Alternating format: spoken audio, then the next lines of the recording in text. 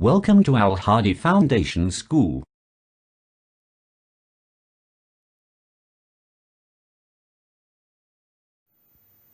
Bismillahirrahmanirrahim. Class 9 Biology.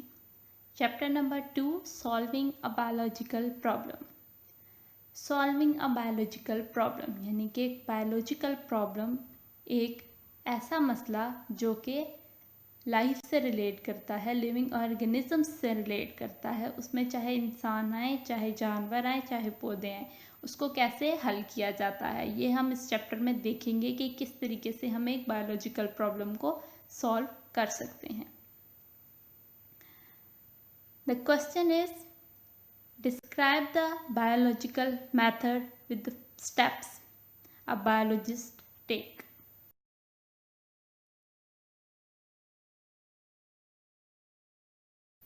To answer this question, we have to know the scientific method. The scientific method in which biological problems are solved is termed as biological method. वो साइंसी तरीका जिसमें हम biological problem को solve करते हैं biological method कहलाता है। From the almost 500 years, अगर हम 1590s की बात करें, गैलीलियोज एक्सपेरिमेंट, गैलीलियो एक साइंटिस्ट था जिसने एक्सपेरिमेंट्स किए थे साइंस बेस पे, वो 1590s में किए गए थे। उस टाइम से लेकर अब तक करंट रिसर्च तक बायोलॉजिकल मेथड बहुत ज़्यादा इम्पोर्टेंस रखता है।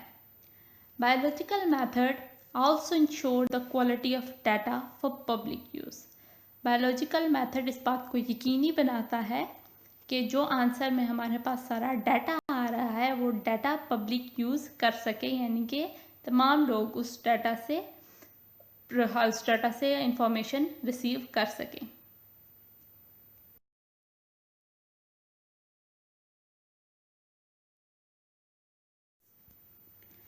In solving a biological problem, biologist takes following step.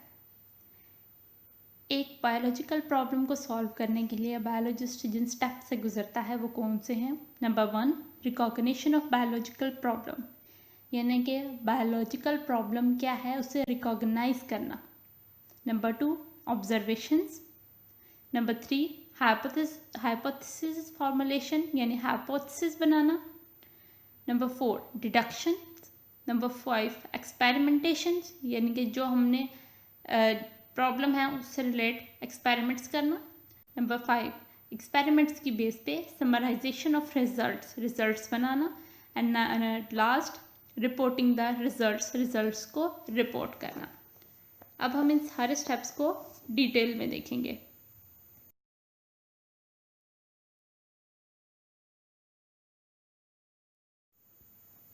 Number 1, recognition of the biological problem. Biological problem को रिकॉग्नाइज करना, पहचानना, यानी कहीं से भी आपके माइंड में क्वेश्चन आना कि बायोलॉजिकल प्रॉब्लम क्या है, आपका मसला क्या है जिसे हमने सॉल्व करना है। बायोलॉजिस्ट बायोलॉजिकल मेथड को उस वक्त अपनाते हैं जब उनका सामना किसी बायोलॉजिकल प्रॉब्लम से होता है। What is a biological problem? A biological problem is a question related to living organisms that is either asked by someone or comes in biologist's mind by himself. Biological problem एक ऐसा question है जो कि living organisms यानी जानदारों से relate करता है, जानदारों से मुतल्लिक है। ये किसी दूसरे इंसान का बायोलॉजिस्ट से पूछा गया सवाल भी हो सकता है, या ये सवाल बायोलॉजिस्ट के माइंड में खुद से भी आ सकता है।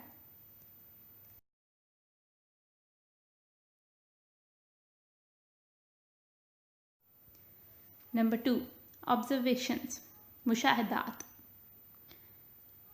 इन this step biologist recalls his or her previous observation to make new ones. इस स्टेप में बायोलॉजिस्ट अपने सारे प्रीवियस ऑब्जर्वेशंस या प्रीवियस नॉलेज को दिमाग में लाएगा नए ऑब्जर्वेशंस बनाने के लिए, अब ऑब्जर्वेशंस कैसे बनाए जाएंगे? With the use of 5 senses of vision, hearing, smell, taste and touch. Observations 2 types के होंगे, क्वालिटेटिव या quantitative. Qualitative observations are considered more accurate than qualitative. Quantitative quantity को दिखाते हैं जिसकी वजह से हम उन्हें बहुत एक्यूरेट कहते हैं, जबकि क्वालिटेटिव हमें एक बेसिक स्टेटमेंट देते हैं।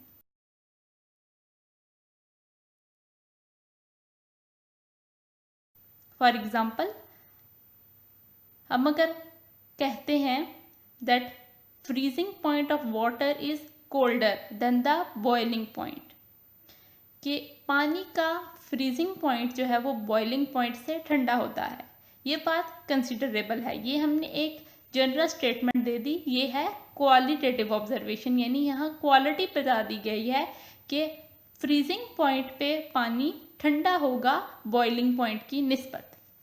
लेकिन अगर हम इसी स्टेटमेंट को क्वांटिटेटिव में करते हैं तो वहाँ हमें क्वांटिटी देनी होगी।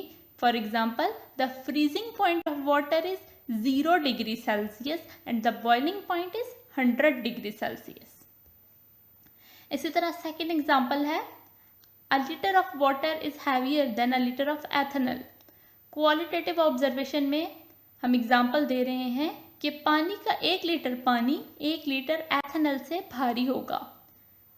लेकिन इसको हम क्वांटिटेटिव ऑब्जर्वेशन में कैसे देंगे कि a litre of water weighs 1000 grams and a litre of ethanol weighs 789 grams.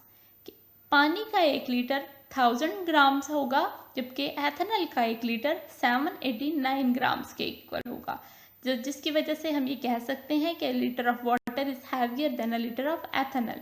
लेकिन यहाँ पे क्वांटिटी बता के हम इसे क्वांटिटेटिव ऑब्जर्वेशन में रख लेते हैं।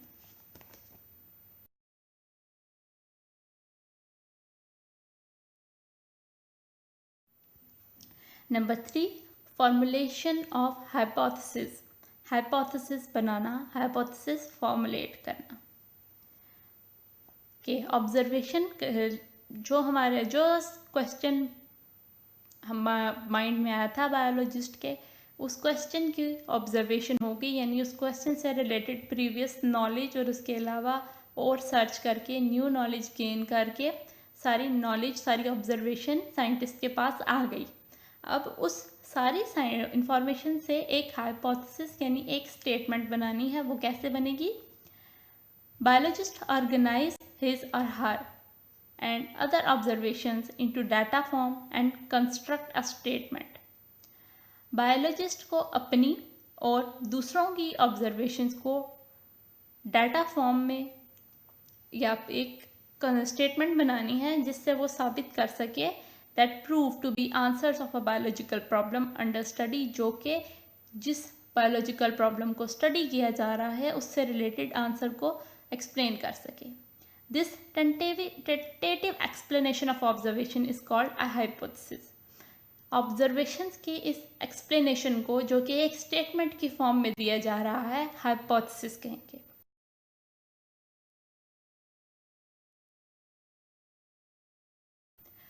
एक hypothesis के जो characters होने चाहिए वो क्या होने चाहिए? It should be a general statement.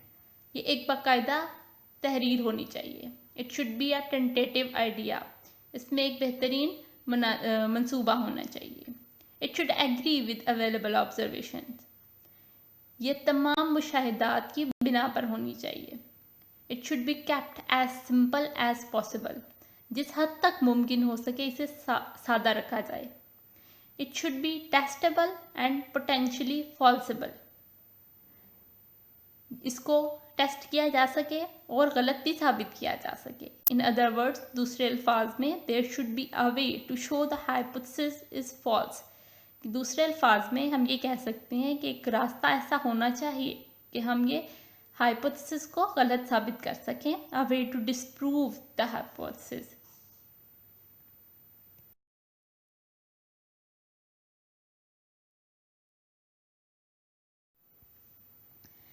Number 4, deductions. Deductions are the logical consequences of hypothesis. Deductions hypothesis की लॉजिकल बेसिस होती हैं। इस मकसद के लिए हम लेते हैं true and expected result and drawn from it. हम इस मकसद के लिए हाइपोथेसिस के सही रिजल्ट्स को लेते हैं। जनरली इन बायोलॉजिकल मेथड हम लेते हैं the use of if and then logic. Deduction में हम इफ़ और देन का लॉजिक लेते हैं, यानी कि हम हाइपोथेसिस को एक क्वेश्चन बना देते हैं जिसमें इफ़ और देन का यूज़ किया जाता है। For example, if this not happen then, इस तरह से हम उसे डिडक्शन में ले जाते हैं, डिडक्शन में कन्वर्ट कर देते हैं।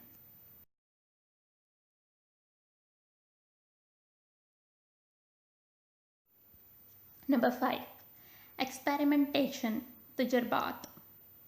The most basic step of biological method is experimentation.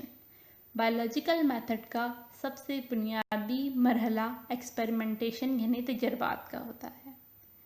Biologist perform experiment to see if hypothesis are true और नॉट। एक बायोलॉजिस्ट तजर्बात करता है ये देखने के लिए कि हाइपोथेसिस दुरुस्त हैं या नहीं।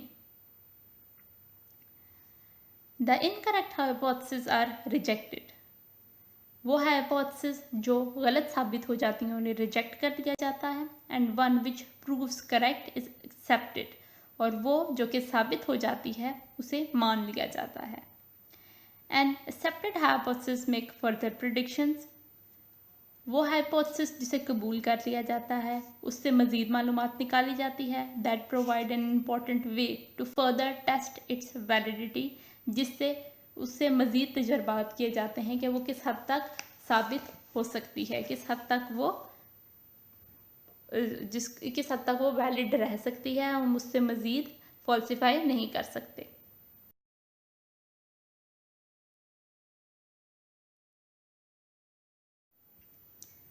Number 6, summarisation of results. Experiments के बाद आने वाले रिजल्ट को समराइज करना। Biologist gathers actual quantitative data from experiments. Biologist असल और क्वांटिटेटिव डाटा, क्वांटिटी बेसिस पे आने वाला डाटा तजर्बात से लेते हैं। Data for each of the groups are then averaged and compared statistically.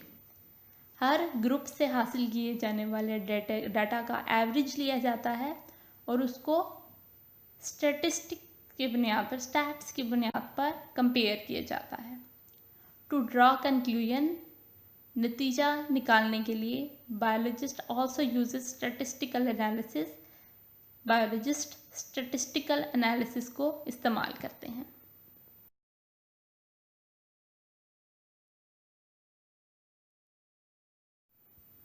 Number 7, reporting the results. Result यानी नताइज को रिपोर्ट करना। Biologist publish there findings in scientific journals and books. एक बायोलॉजिस्ट अपने रिजल्ट्स को, जो उसने एक्सपेरिमेंट्स किए हैं उनका कंक्लूजन जो आया है उसको साइंसी रिसालों और किताबों में शाया करते हैं। In talks eight national international meetings, उसके बारे में बात करते हैं कौमी और बैनुल-अक़वामी सतह पर मुनक्किद की जाने वाली मुलाकातों में। School in seminars at colleges and university, college और यूनिवर्सिटीज़ में होने वाले सेमिनार्स में। Publishing of results is an essential part of scientific method. अपने मुशाहिदात के नताइज को पब्लिश करना साइंटिफिक मेथड का एक ज़रूरी या बुनियादी हिस्सा होता है। It allows other people to verify the results. ये दूसरे लोगों को नताइज की बेहतरी दिखाने के लिए होता है कि दूसरे, और apply the knowledge to solve other problems. या तो ये इसलिए किया जाता है कि या तो लोग देख सकें कि ये किस तरीके से इसको ठीक किया गया है, किस तरीके से इसे सही साबित किया गया है, या फिर इससे मदद भी मिलती है, दूसरे साइंटिस्ट को नॉलेज मिलता है अपनी दूसरी प्रॉब्लम्स को सॉल्व करने का।